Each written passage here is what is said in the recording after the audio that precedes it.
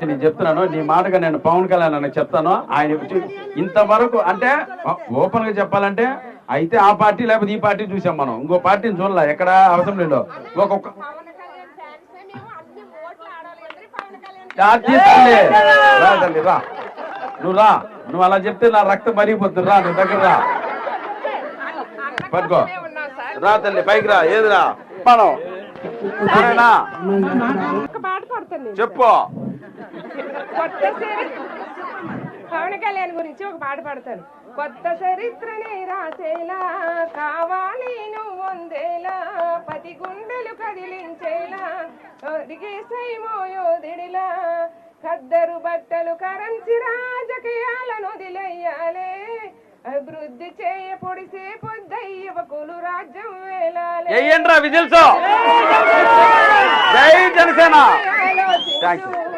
ఎదుగుతున్నవో యువతరమావో సారి ఆలోచించు, కనుల ముందు కదిలే జెండాలని ఒక్కసారి గమనించు.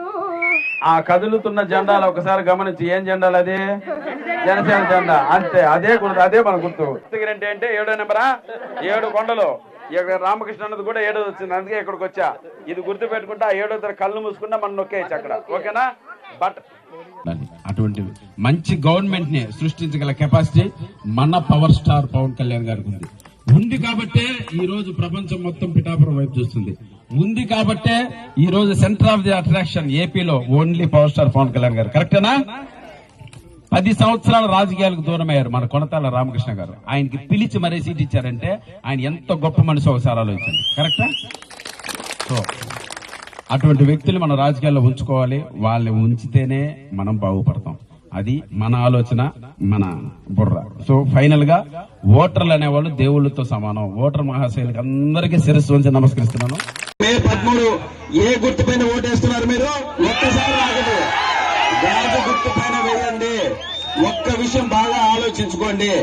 ఎప్పుడైనా సరే కొత్త వారిని అసెంబ్లీకి పంపించారు అనుకోండి, పవన్ కళ్యాణ్ గారిని మీరు గానా అసెంబ్లీకి పంపిస్తే కొత్తగా ఆలోచిస్తారు. ప్రజలంటే ప్రేమ, పిచ్చి ఆయనకి. ఒక్కో సినిమాకి 100 కోట్ల రూపాయలు రెమ్యునరేషన్ తీసుకున్నా వాటన్నిటినీ కాదని చెప్పి ప్రజలకు ఏదో సేవ చేయాలని ఒక కసి, ఒక పట్టుదలతో ఈ రోజు మీకోసం రోడ్ల వెంబడి రాష్ట్ర వ్యాప్తంగా తిరుగుతూ మీ బాగు కోసం ఆలోచిస్తున్నాడు. ఒక్క విషయం ఆలోచన, అదే మీ దగ్గర ఏదైనా లక్షల రూపాయలంటే మీరు ఈ ఫంక్షన్కి వస్తారా? రారు. అలాంటిది కోట్ల రూపాయలున్నా ఆయన మీకోసం తిరుగుతున్నాడు. నిజమా కాదా? అవసరం ఉందా ఆయనకి? ఈ రోజు అన్ని కోట్ల రూపాయలను కూడా మీకోసం తిరగాల్సిన అవసరం ఉందా? కానీ పేద ప్రజలకు ఏదో చేయాలనే ఒక ఆకాంక్ష, ఒక కోరిక, ఆ కోరిక 100% నెరవేరాలి అంటే పవన్ కళ్యాణ్ గారిని, మన కొనతాల రామకృష్ణ గారిని మనము భారీ మెజార్టీతో అసెంబ్లీకి పంపాలి. కరెక్టేనా?